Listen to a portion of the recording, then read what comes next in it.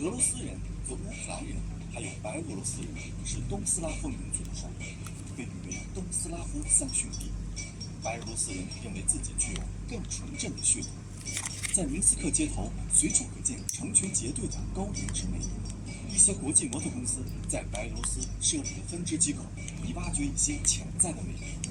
李部长来到明斯克街头，随机采访当地的女孩，那些你感兴趣的问题，在这里都能找到答案。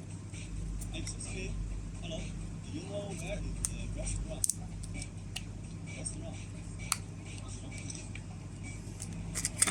Which one? There is one restaurant there, Over there. but it will go in.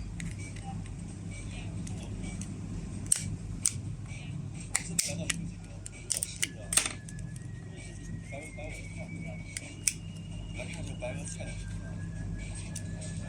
菜啊，这样白俄菜。没有来解释一下我们这个真是什么？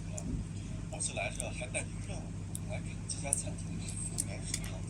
我已经看到，天，他们穿着白俄罗斯传统服饰啊，我也是怎么看到白俄罗斯传统扎着这个羊肝面啊，我觉得是金色头发是不对的，颜色更浅，有点像金白色。白俄罗斯的民族文化最早产生于基辅罗斯时代，那时的白俄罗斯民族文化具有俄罗斯、乌克兰、波兰等欧洲文化的共同特点。14到16世纪的白俄罗斯民族文化形成了自己的风格，尤其是民族服饰有着鲜明的民族特点。据传，白俄罗斯之所以冠名为白，皆是因为民族素来喜欢白衣服。男子穿白色亚麻布绣花衬衫，系彩色腰带，外套坎肩，下穿白色灯笼裤，扎白色脖腿，脚蹬皮靴，头戴毡帽。